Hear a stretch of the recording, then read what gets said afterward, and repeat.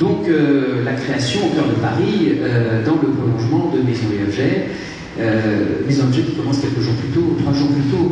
Donc un petit flashback si vous voulez bien, vous prenez la navette, vous montez avec moi à Villepinte, et on va se retrouver donc à Villepinte pour survoler rapidement, parce que je sais que le temps est compté, cette actualité forte de Maisons et Objets, une actualité en mouvement qui va toucher à l'offre du salon, vous allez le voir, il y a pas mal de choses qui bougent, qui va toucher bien évidemment à nos créateurs de l'année. Alors je commence par l'offre du salon et plus particulièrement par quelque chose qui a beaucoup bougé, qui va toucher à la refonte du hall 6 et de l'accessoire maison. Quand je parle de l'accessoire maison, l'accessoire ça fait partie intégrante de l'ADN de Maisons et Objets. Maison et objet. Sans objet, sans accessoire, vous n'auriez pas le salon que vous connaissez aujourd'hui. Donc le hall 6 et l'accessoire maison, c'est un des secteurs les plus dynamiques de Maisons et Objets. L'information, on n'imagine pas que ça représente plus de 30% des entreprises exposantes. Et ce quartier, dont la qualité de l'offre a beaucoup progressé, n'avait pas bougé depuis 8 ans. En même temps, depuis 8 ans, il y a énormément de choses qui ont bougé. Il y a des facteurs de consommation, des facteurs de marché qui ont amené l'équipe donc à réfléchir à une nouvelle organisation. Parmi ces facteurs, il y a les nouvelles tendances de la distribution, la multiplication des concepts de store, qui ont accentué l'intérêt des acheteurs pour ce secteur. Il y a la montée en gamme de l'offre, bien sûr, qui a généré la création de nouveaux secteurs, de nouveaux univers, et puis l'ouverture du hall 7 et du hall 8. Alors là, on le voit bien sur ce plan. Quand il n'y avait pas le hall 7 et le hall 8, le hall 6 était un petit peu en bout de course.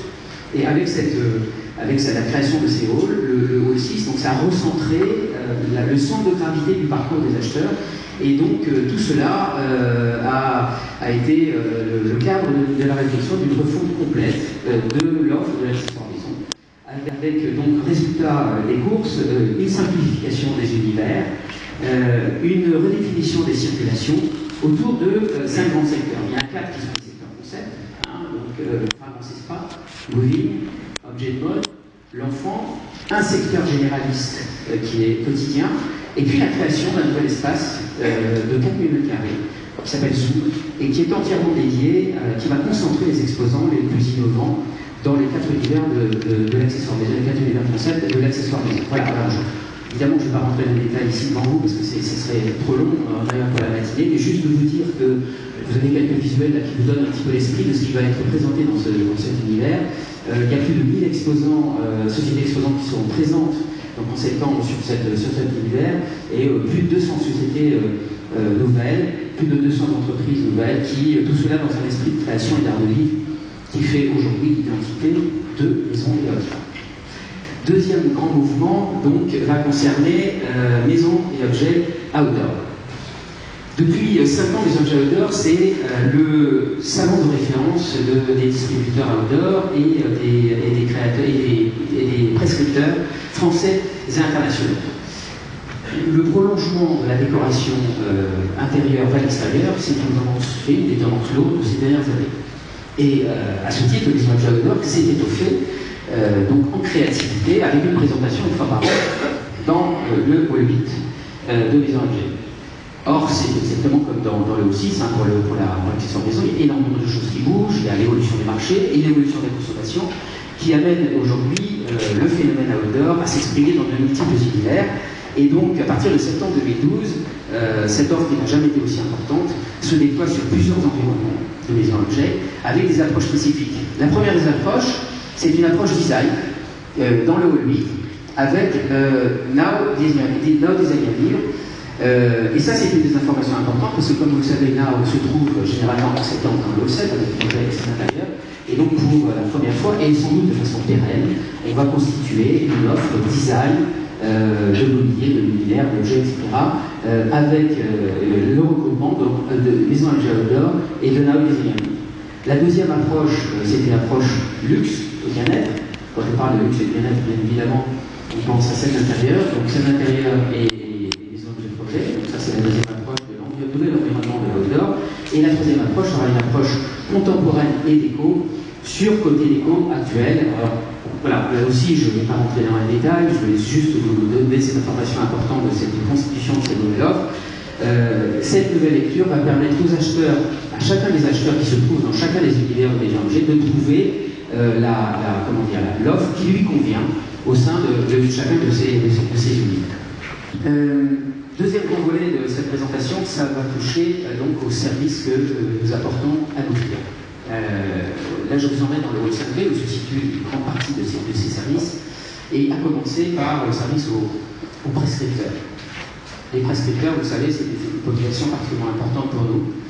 C'est plus de 34% ou 35%, 34% je crois, à la dernière édition de nos visiteurs.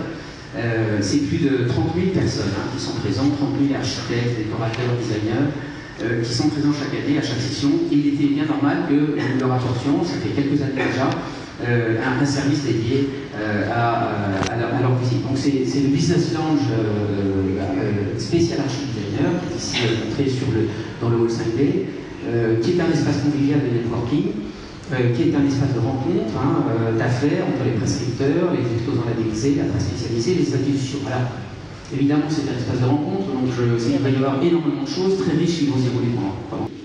Voilà, donc ça c'est pour le business plan. Juste à côté, donc, une matériothèque, quand on parle de prescripteurs, on a à disposition, on parle techniques, donc la matériothèque du labo matériaux, à la disposition donc, de nos prescripteurs. Et le troisième service que nous mettons en place concerne la distribution. Je reviens à la distribution, Étienne en parlait tout à l'heure.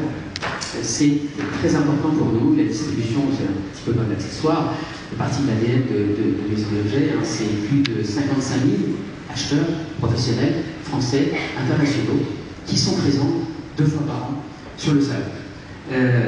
Et cette distribution, elle est confrontée à une nouvelle donne, elle est confrontée à des consommateurs finaux qui sont de plus en plus exigeants, qui sont de plus en plus versatiles, qui sont de plus en plus informés, avec Internet, avec le e-commerce, avec les réseaux sociaux, et donc aujourd'hui ils sont amenés par obligation à s'adapter. Et donc c'était la moindre des choses que nous leur mettions à disposition un espace qui s'appelle donc l'espace Retail depuis 2 ans, pour les aider à réfléchir et pour les aider à trouver des solutions pour se repositionner. Donc cet espace en septembre prochain sera donc un espace didactique et pédagogique, développé avec notre nouveau partenaire, qui est l'agence OpenMake Group, et qui présentera les différentes étapes d'un projet retail. Je lis, il y a des bêtises, l'identité de marque au déploiement, en passant par la gestion de parcours client, le concept architectural et le merchandising. C'est un parcours en 5 étapes qui sera illustré par de l'information, des exemples de réalisation concrète, des best practices, des innovations technologiques qui seront développées en partenariat avec l'agence. Voilà, j'espère qu'on va arriver à notre objectif d'aider au mieux nos acheteurs, nos distributeurs, nos prescripteurs à mieux travailler sur le salon grâce à ces nouveaux services. Donc ça, ce sont des espaces d'expression, mais on met aussi en place chez les acheteurs des espaces de réflexion. Et la réflexion, ce sont les conférences de Maison Objet, qui sont de plus en plus de qualité, je l'espère en tout cas. Et ces conférences, donc, pendant 5 jours, pendant 4 jours, pardon, puisqu'on parle de créateurs à la mode, et les créateurs sont aussi à la mode sur Maison Objet. Vous savez bien, chaque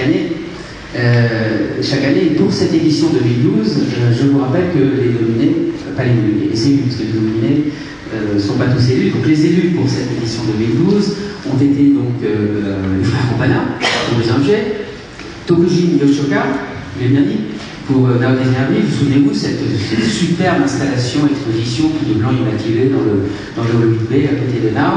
Et puis, pour cet intérieur, donc, alors ces 2 créateurs se sont exprimés au mois de janvier, et donc pour cet intérieur, nous avons donc Hubert Le Gall, qui est notre créateur scène intérieur, qui sera présent avec nous scène intérieur. Donc ça, c'est le créateur emblématique, mais nous avons l'habitude, chaque année, chaque session, de mettre en avant des créateurs qui le deviendront, on l'espère. Alors aujourd'hui, on met en avant les talents français, et en septembre, chaque année, on met en avant les talents du monde. Alors, quand on parle de mouvement dans le monde, s'il y a bien un continent qui bouge, c'est le continent asiatique. Fantasme de fortune pour les uns, épouvantail social pour les autres. En tout cas, dans le grand mouvement de la création, il est évident que le continent asiatique aujourd'hui devient une place particulièrement importante, et il était bien normal que nous, à un moment donné, que nous mettions un petit peu le focus, la mise en lumière de ces talents, et c'est ce que nous allons faire dans le septembre prochain avec la complicité des éditions asiatiques de décoration, à travers 6 pays qui sont la Chine, l'Indonésie, le Japon, la Corée, la Thaïlande et Singapour. Je vous propose de les découvrir. Donc c'est à l'entrée de scène intérieure, à droite en entrant, sur une scénographie de Philippe Boisselier, nos 6 nouveaux talents du monde, de talents internationaux, des talents interactifs. Le thème de septembre 2012 de l'Observatoire de Maison Objet. Alors comment a été inspiré notre observatoire, qui poursuit chaque année, chaque session, sa volonté d'observer et de déchiffrer les pratiques novatrices dans les territoires de la création et d'éclairer les évolutions de la société, c'est bien loin. Alors Étienne a un petit peu dévoilé les choses au début, mais je voudrais les reprendre. En janvier dernier, souvenez-vous, on était crazy, c'est un monde qui ne tourne pas rond, qui marche sur la tête, et l'observatoire nous proposait de devenir crazy avec une recrudescence de fantaisie, d'extravagance, de monde bizarre, dans un monde en crise. Et cette crise, elle continue, elle n'en finit pas de continuer, elle n'en finit pas de finir. Et donc peut-être que pour cette session, il serait peut-être bien de procéder à un virage à 180 degrés. Peut-être pour cette session, ce que devient l'Observatoire, c'est que dans ce contexte très compliqué de crise, Étienne en a touché le mot tout à l'heure, il serait bien peut-être de changer nos habitudes, de se délester du superflu, de nos comportements, de l'inutile, d'oublier les artifices, d'oublier le superficiel, de revenir à plus de sobriété, c'est parce que je disais tout à l'heure, de revenir à ce qui coule de source, de ce qui fait l'essence de la vie, et de revenir donc à l'essentiel des choses. Vous l'avez compris, Maison et Objet en septembre 2012 sera essentiel. Essentiel, c'est le thème du 21e cahier d'inspiration de Maison et Objet. Donc les 3 espaces que vous retrouverez évidemment sur le parcours de Maison et Objet. En quelques mots, donc minimum par Elisabeth dans le hall 2, éléments de François dans le hall 1, et Vincent Yes Futur par Vincent Grégoire dans le hall 3. Merci de venir aussi nombreux.